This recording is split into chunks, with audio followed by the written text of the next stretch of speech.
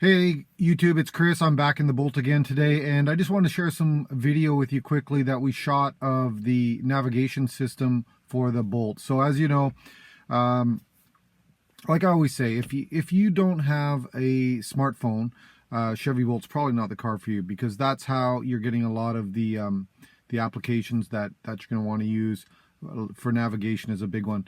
You see on the internet all the time people giving reviews of the Chevy Bolt, and they say, they can't believe that like a car like this, $50,000 car, doesn't come with built-in navigation. And my argument with that is always that these built-in navigations systems aren't always what you think they're going to be, and they really can't compete with Android Auto and Apple CarPlay.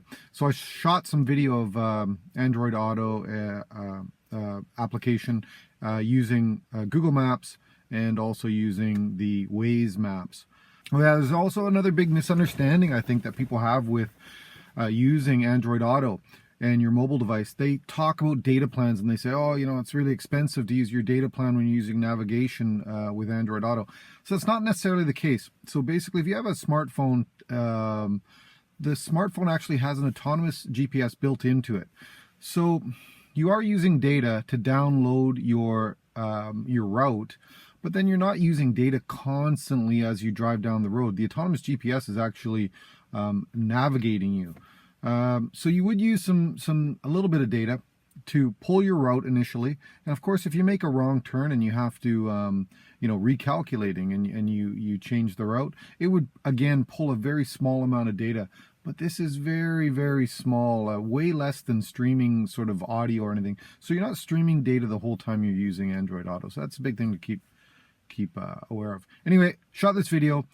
Just want to share it with you, and hopefully this helps. It shows you guys what Waze and what Google Maps look like in the Chevy Bolt.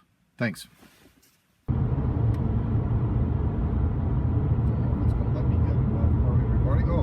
So another thing with Waze maps is that it shows the speed that you're traveling.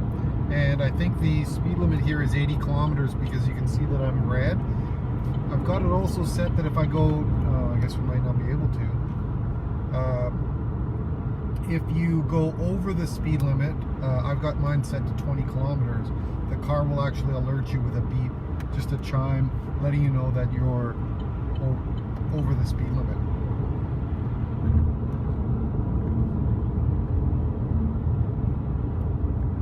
And if we switch to Google Maps, you'll see that it doesn't have that speedometer, just a different look on the map.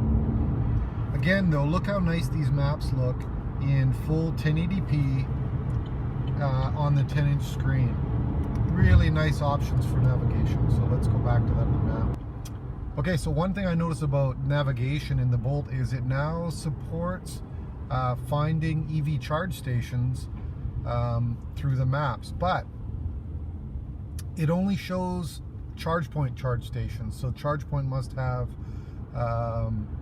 some arrangement with Android Auto. So here we go. So I'll just try. Find electric vehicle charge stations. Okay, handing off to Waze. Here are the search results for Find Electric Vehicle Charging Stations. Okay, so that works fine, but notice it only finds ChargePoint charge stations. It doesn't find Flow, it doesn't find green lots. Let's take Highway 1 East 1st Avenue, Vancouver. Okay, so let's in just cancel 1.6 this. kilometers. Turn left on Ern Street to Vancouver, Highway 1 East. Okay, let's try this instead. Find ChargePoint electric vehicle charge stations. Here are the search results for Find ChargePoint Electric Vehicle Charge Stations. Okay, that's fine. Let's try this. Find Flow electric vehicle charge stations. Yeah, see, it won't find it. Here are the search results for Find Flow. Yeah, that's not it. Okay, and you can do the same with green lots. Okay, Google, find green lots electric vehicle charge stations. Sorry, I don't know how to help with that. Yeah. Okay, let's try this though. Okay, Google, find charge point charge stations. Okay, handing off to Waze. Here are the search results for find charge point charging stations. Yeah, pretty cool. So it does find all the charge point stations.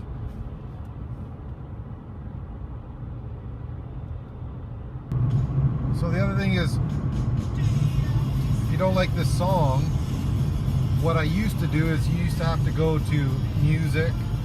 This is a pain in the ass when you're driving on the highway, right? Change the song, then go back to your navigation. That's a lot of work. Instead, what you can do is just use your favorites buttons right on the steering wheel, and then you don't even change. So you can see that it's going through the music, and you can skip forward and back through the different songs. Okay, so that's really helpful because you don't have to leave your navigation screen. So yeah, I hope this helps, and I hope maybe the conversation changes from, hey, the Chevy Bolt is in 2018 is a car that is $50,000, doesn't even have a built-in GPS system, navigation system, to something like when people buy other cars and they say, hey, I can't believe I bought a car in 2018 that doesn't support Android Auto or Apple CarPlay. That's really the thing. You know, if you watch YouTube videos, you'll see people pulling out their stock infotainment systems and upgrading to systems that support Android Auto, Apple CarPlay. So I think that's important, and I hope this helps. And yeah, if you're one of the people in today's age that do not have a smartphone or mobile device, maybe the Chevy Bolt isn't the perfect car for you because you are enhancing the feature and functionality of your vehicle by using your smartphone. Anyway, till next time, see ya.